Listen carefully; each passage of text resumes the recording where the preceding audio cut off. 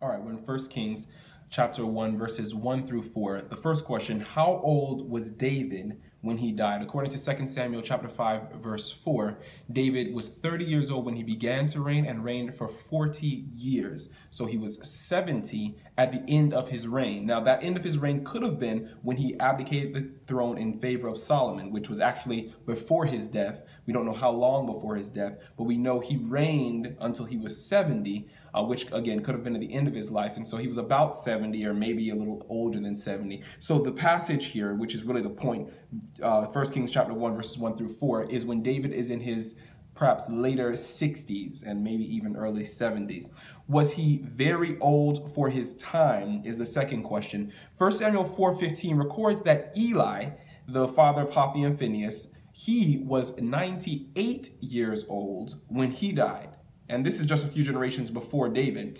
In 2 Chronicles 24, verse 15, the priest Jehoiada was recorded to be 130 years old when he died. So these, of course, were not the norm. There were many, many other people who died at a much younger age, and even many of them died younger than David. However, we see that David did not live a significantly longer amount of time than others in his generation. And people living a little before him and a few years, maybe a few hundred years after him, living quite longer than David lived. The next question, according to this passage and 2 Samuel 21, 15 through 17, what was the condition of David's health towards the end of his life? Verse 1 of 1 Kings 1 says that David was old, stricken in years, and they covered him with clothes, but he got no heat. He had some kind of medical condition where he was not able to keep warmth. He was cold, constantly cold. And of course, if you've ever been in that situation, you had the chills or had a fever or some other reason that you had a cold, you were feeling cold and were not able to keep heat, you know that's a miserable existence. This was not just a temporary illness. This was throughout the last part of his life. David was suffering from this medical condition. He was in a poor health condition. In 2 Samuel chapter 21, verses 15 through 17, we see him out to war, but it says he got weak, he got weary, he got faint, and he falls and almost dies, but he's protected by one of his men. And they say, no more will you go out to battle with us, David.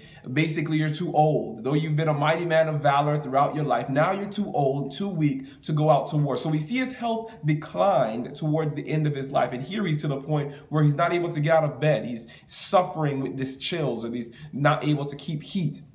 And we see this mighty man of God reduced to a very terrible, a very weak condition towards the end of his life. And as we saw, the end of his life is about 70, maybe 71, 72. So this condition happened to him when he's in his 60s, which even today is not that old.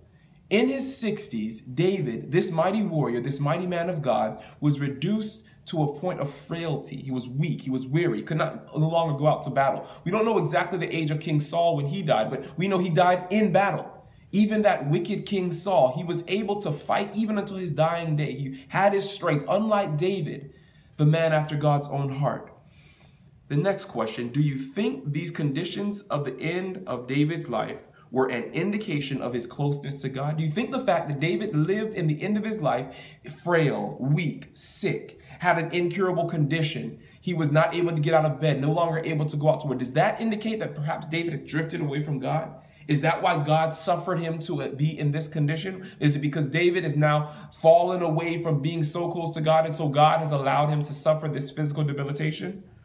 Well, no, I don't believe that is the reason. And I believe there's many other biblical passages that support the point that despite the fact that David was still close to God, despite the fact that David was a man after God's own heart, despite the fact that we look at the sixth question, why do you think God allowed this to happen to a man that God called my servant David? How is it that God could call him his servant and allow this despite that fact? And going to the fifth question, what does this say about the goodness and the power of God? This says nothing about that. But I want to highlight this. I think this is a very instructive reality that David, a faithful servant of God, David, a man much beloved of God, in the end of his life, and not too late into his life, he gets sick, he gets weak, he gets weaker and weaker. We can only imagine that he prayed during this time and sought God. You remember in Psalms 103, David says, bless the Lord, O my soul. He says that God in verse 3 heals all your diseases. Well, not this disease. David called on God, likely the God who, as he said in the psalm, who heals all his diseases. Where is that God now? God, are you going to heal this disease? God, are you going to allow me to heal? God, will you give me the strength to go out to battle again? He called on God. I think it's reasonable to conclude that he and others on his behalf prayed and sought God for the healing of this servant of God. And yet God did not answer. God did not intervene and stop the unfortunate natural consequences of living on a sinful planet. Unfortunately, after the fall of Adam and Eve, humans get weak, we get sick, and we die. Yes, there are many examples, Old and New Testament, where God intervenes and God stops that progression and God grants miraculous healing and God grants us to come back and have strength. And Jesus, of course, in his days was healing many and even raised the dead. Yes, there are those exceptions. However, the norm in this sinful planet is that humans, we get sick, we get frail, and unfortunately, we die. This doesn't say that we shouldn't follow the counsel of James chapter 5 and say if anyone's sick, we should call for the elders and anoint them and commit them to God. And if God is so willing, he will heal the sick and raise them up. But this story of David illustrates that that's not always the case. And also what this illustrates is that if we see that happening today, which I'm sure many of us have, we have prayed for loved ones who are sick. We have prayed for others who are sick, faithful servants of God, people who are walking in the will of God as far as we could tell. People, we ourselves maybe have been suffering from illness. Maybe you're sick now. And despite that, despite the prayers, despite the faithfulness, God does not intervene to stop the unfortunately natural course of human sickness in this world. But what I want to say that this does bring encouragement to us from is that even though that is the case, it does not in any way lessen the goodness of God. It does not in any way lessen the power of God. It does not in any way say that we are far from God because God has allowed us to get sick and not healed us.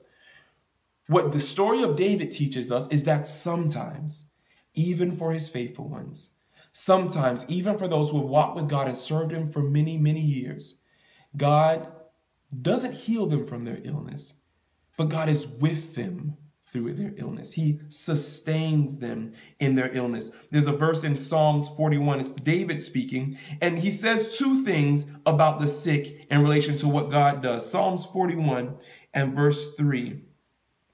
I'm reading from the King James Version. Other translations are a little different, but verse 3 says in the King James Version, the Lord will strengthen him. Talking about from verse 1, those who consider the poor, those who are kind to the poor, the blessings that they will receive are mentioned in verses 1, 2, and here in verse 3, David says the Lord will strengthen him upon the bed of languishing. Other translations render it this way. New International Version says the Lord sustains them on their sick bed. He does say in the latter part, and restores them from their bed of illness. But the word there in the first part is that he sustains them on their sick bed. And this is sometimes what we can seek God for, even if he does not choose to heal as we desire. That even through the illness, even through the infirmity, even through the pain, God can sustain us through that illness. And even in a sinful planet, this is a promise of God that we can seek and that we can claim. But again, even if he does not choose to heal in the way that he sometimes does, in the way that we seek him, we can still, as David, trust in God and say that he is faithful and that he is just. And that in that day when Jesus shall return and we receive a new body, and this old body will be put away, and the corruptible, the sick, the body that can be sick, that can be subjected to weakness, that body is destroyed and made new. In that day, it will be true universally that God has healed all our diseases and all our illnesses. Hopefully we can trust him until that day.